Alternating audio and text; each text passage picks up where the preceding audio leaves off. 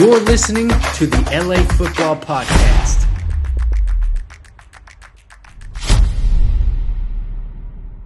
Hey, what's going on, Los Angeles? Welcome to the LA Football Show here on the LAFB Network, LAFBnetwork.com, your destination for Los Angeles football. Today, we're talking all things Chargers as they take on the San Francisco 49ers in the final preseason game tonight. Tons to get into. Excited to talk player matchups, some guys on the roster bubble that are really going to need to show out tonight to make the team, and all that good stuff. So I'm going to be joined by my man Skinny T. What's up, brother? How we doing? Happy Friday. I'm doing fantastic. A beautiful day down here in LA. Glad to be talking football with you on the LA Football Show. Excited to actually get into more of the meat of the season. It's like every few weeks we're getting just closer, and it's feeling more exciting. And we're going to have games that matter. Yeah. I know it's a few weeks away. We got game tonight, and then we're in basically game week for week one. Preparation for we're getting close to that. Yeah, and we got 53-man cut down day is on the 29th, so this is a big game for all teams out there. And I think the Chargers have a lot of decisions to make. Yeah. It seems like a lot of their starters are set. We know what that's going to look like. But there's a lot of question marks after the starters. Yeah, absolutely. And just to correct myself, we have this weekend of preseason, and then it's 2 weeks basically is when week one kicks off Thursday night, and the Chargers will play that weekend. So can't wait. You've been at a bunch of training camps, so we'll get your knowledge on all that and get into it. Show is always brought to you by our friends at BetOnline. Head to betonline.ag today. Use our promo code BELIEVE. That's BLEAV. Gets you a 50% welcome bonus on your first deposit. Tell them the guys at the LA Football Network sent you. So when we look at this matchup, well, let's go back a little bit. You've been at camp quite a few times. Kind of just some things we haven't really talked, at least on air. What are some things that have stood out to you about this team? Because obviously, for the past years, you've been so dialed in on the Rams, which you still are. You're doing both now. Yep. But just what were some things that stood out to you about this Chargers team that you were able to see live and in person? The thing that stands out the most is the fans' excitement around this team. This fan base has been rearing to go. They've had Justin Herbert. They've had great pieces on defense, a lot of stars in place. The stars have just not aligned for them. Yeah. And anytime Justin Herbert started ripping that ball around, those fans got super excited. Even if it was just a kind of a walk-through warm-up thing, they're excited and ready to go. And the conversation around this team has always been about injuries, and it seems like they're heading into the season super healthy. Knock that wood. But yes. A couple of other things that stood out is just the impact that the rookie receivers are going to have on this, and they've actually have a lot of good depth now that Quentin Johnson, Darius Davis in there, guys like Keelan Doss are there. John Hightower. Hightower, a lot of hype coming out of training camp anyway, and even in a tight end. And I think that what we've seen from Elijah Dotson, they're getting the depth pieces figured out on offense, which is great to see. Yeah, I mean that's the big. It's funny. This team has been so talented, and they've underperformed really on both sides of the ball. You have defensively this defensive guru, and Brandon Staley comes in as a defensive-minded head coach. Obviously, his main job was to build out a culture and instill a difference of how this team is going to be run. But at the end of the day, he needs to make the defense work, and the defense has always underperformed. We've seen flashes, but they were the last place run defense in his first year. They weren't much better last year outside of some stretches there. And in the offense, you have this all-world talent with Justin Herbert. You have some good offensive line pieces, some great skill positions. Obviously, injuries have riddled them. And then, the kind of play calling and scheme deficiencies, if you will, from Joe Lombardi in the offense have underperformed. So now going into this year, it's like they have all the pieces in place. It's year 3 of Staley. All accounts are the defense has looked a lot better in camp and in these preseason games for the most part. The offense looks a lot better. They have explosive plays. They're healthy, like you mentioned. Herbert's fully healthy and just has a swagger about him that he didn't seem to have his first 3 seasons. And now this year, you can see him being more vocal with the team and kind of taking ownership of his role. Keenan Allen, I think it was Keenan Allen on I can't even remember what show it was, but when asked about Herbert and what he needs to do to get to that next level, elite level.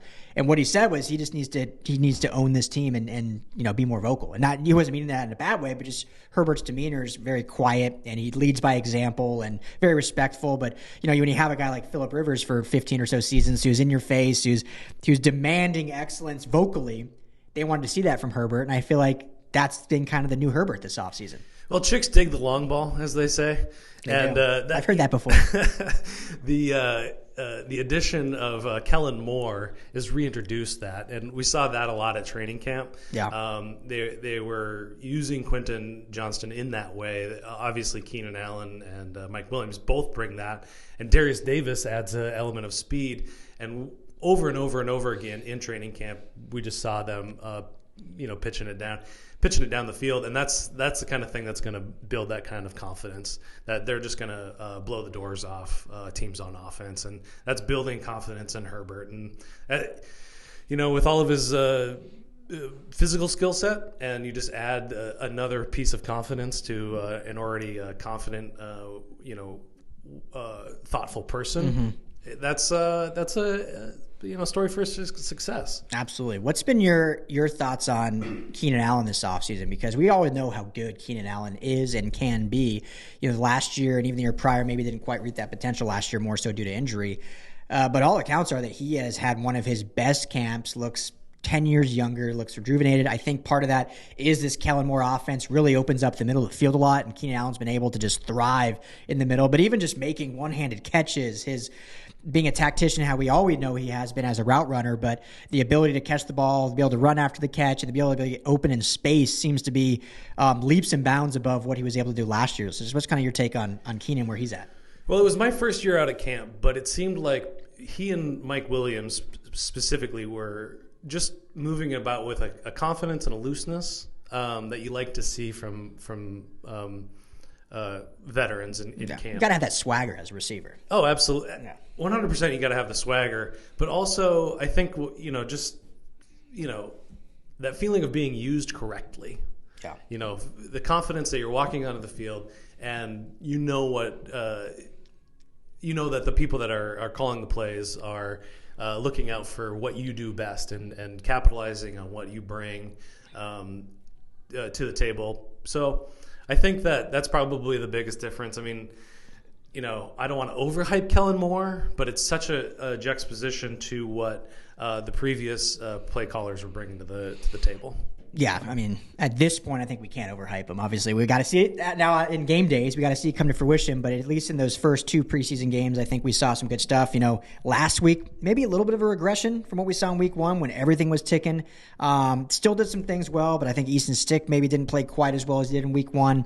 The passing game in general was slowed a little bit. The running game was still fairly efficient, but they weren't able to have the same success. Part of that, I think we talked about, but I know I certainly did, is we cover the Rams. We love the Rams, rooting for the Rams. But without Aaron Donald, without Ernest Jones on defense, it's a pretty porous defensive group, and the Chargers were able to exploit that. Yeah. And they went up against a probably much better defensive front last week, which they were going to face more resistance. It's just the means reaching the means, I guess. But I thought they bounced back in certain ways. So looking now to this game tonight against the Niners, and Niners, there's all this fun we could talk about with the QB controversy and now Trey Lance being QB3 and going back. But at the end of the day, for as great as Kyle Shanahan is offensively and play calling, this team is run through that defense. And they've proven that time and time again. The offense has been efficient, especially running. But when they get far in playoffs, it's because of defensive play and guys like Fred Warner and Nick Bosa, Joey's brother, and whatnot. So what are you looking for? We'll stick with offense, then go to defense. From the Chargers in this game, obviously no starters are going to play. But what are you looking for going against a very strong defensive front, even without Joey Bosa playing and others? But they still have great depth at basically every level in that defense. So what do you want to see from this Kellen Moore-led offense in this final preseason game? The Chargers' defenses that they've been facing has been leveling up each week. Yeah. The Rams, not a great defense. Even starters, second string even worse. Yeah. Week after, a little bit better. This week is going to be their biggest challenge. So can they keep that running game going? We've seen great things from Elijah Dotson. He's over 4 yards per carry. That's fantastic. Can we keep that going?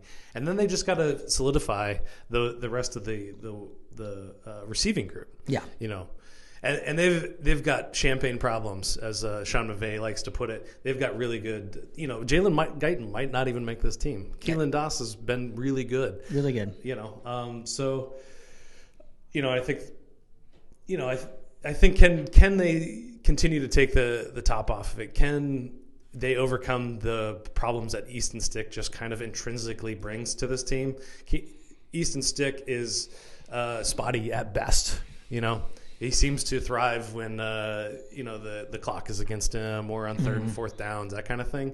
But can they kind of scheme around that and make things happen against the best defense that they've faced so far? Yeah. For me, I think what I'm looking most for is, can we see a couple more explosive plays? Again, keep that theme going. Obviously, that's what fans want to see going into the season. But when it gets tough sledding and when they have a couple 3-and-outs in a row, like how do they then bounce back? Because it felt like last year so much, Ryan, when this offense kind of got down and there was a couple 3-and-outs, those couple 3-and-outs turned into 4 in a row, 5 in a row, 6 in a row. Like they couldn't get out of their way. And it happens a lot in football. So much of football is rhythm and like momentum, right? You build that momentum and then you just carry it on. And so how can this offense, because it's going to happen. There's going to be times that defense is just too good where they're going to have a couple 3-and-outs, maybe even a turnover. But can they stop the bleeding at 2 3-and-outs and not let it go to 3, 4, 5? Can they stop the bleeding at 1 turnover and then score on the next possession and bounce back? So we'll get into some players we want to see for the rest of the show, but that's what I most want to see is how the offense adapts and adjusts and bounces back when the sledding gets a little tougher. Yeah, and that comes really down to the depth that they have, or the lack thereof of the depth they have at offensive line.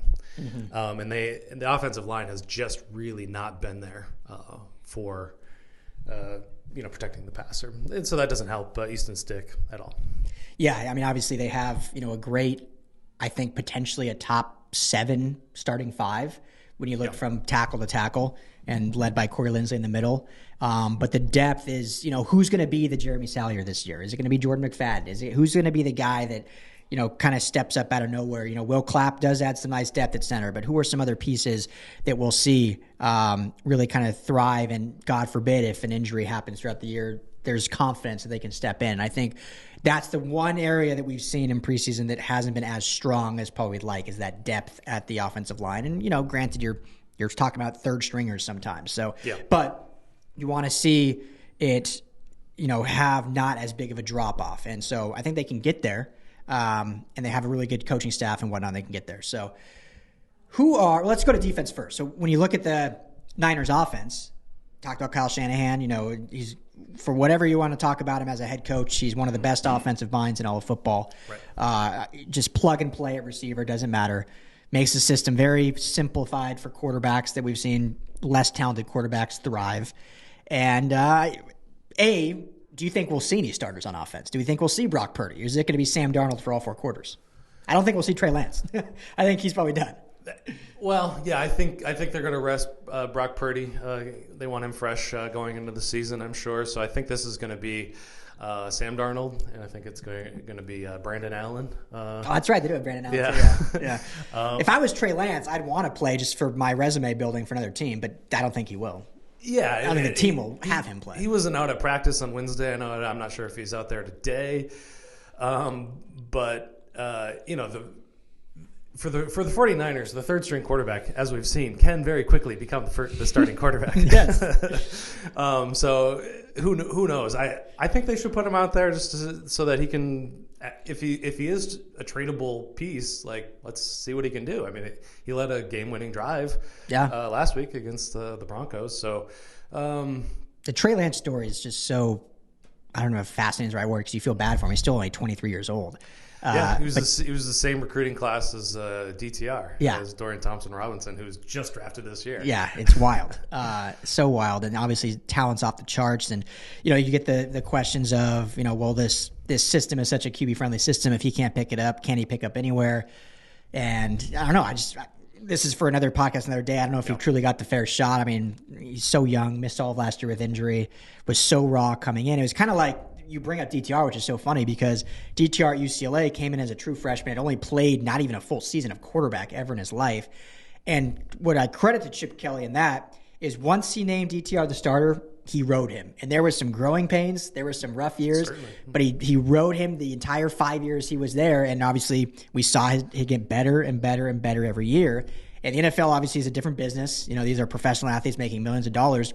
But when you invest that kind of capital, you would think if you're a Niners fan, you'd at least want to see one full season of him. I mean, and I get that they have like a Super Bowl winning team roster right now. Like I totally get that. And that's what makes it so hard and why they've probably erred away from that. But when you invest that capital, you have that talent, like you need 17 games in a row to see what you have.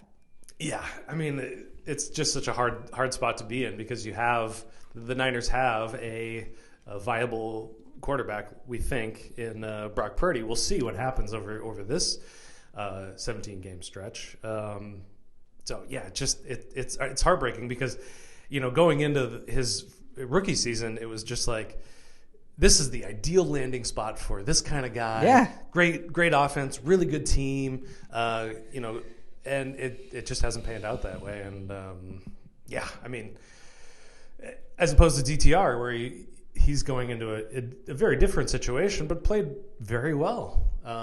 Probably better than Trey Lance. I don't know, but yeah, he's looked good. Shout out DTR. Yeah.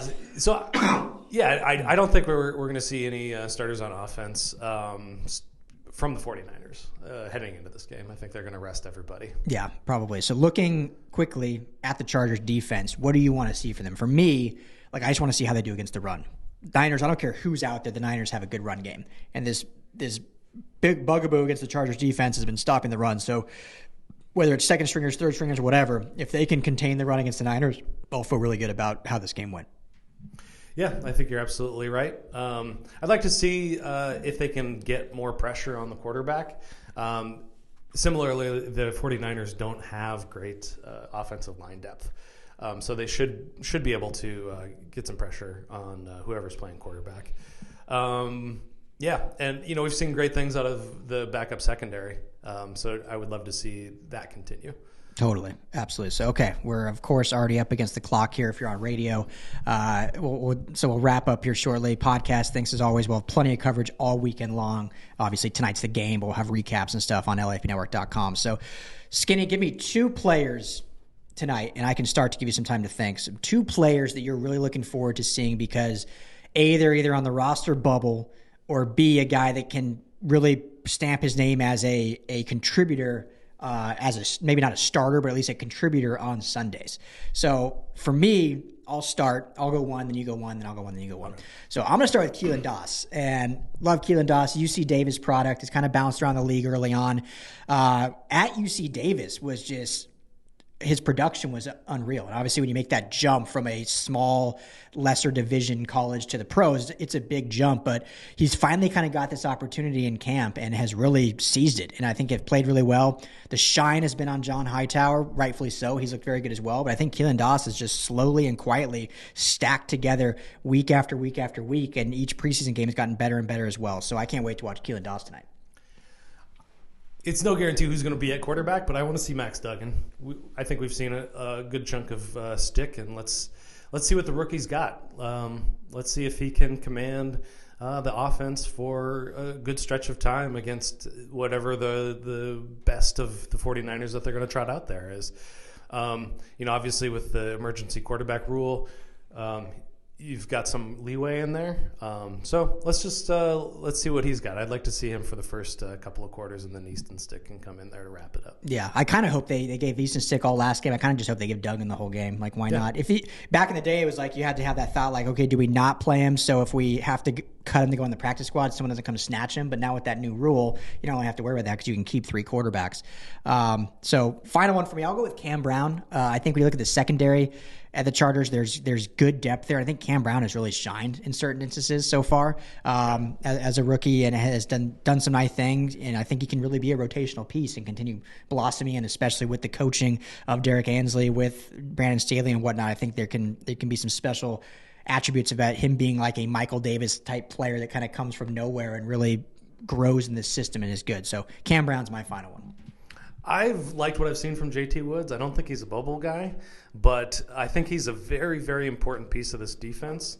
Having another solid safety will allow the Chargers to use Derwin James in the way that Derwin James should be used, which is everywhere and anywhere that he can be. And if that's the case, that run defense problem that presented itself with Asante Samuel and and just the defensive line, that really takes care of a big chunk of that. So I think he's a key to this defense working out. Totally agree. And he's definitely improved throughout the offseason, this camp.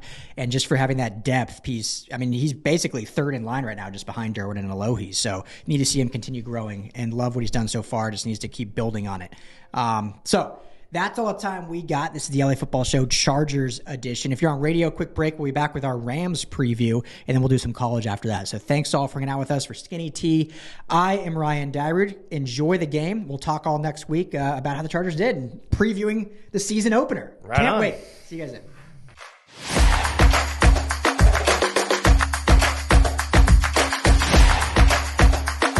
You're listening to the LA Football Podcast.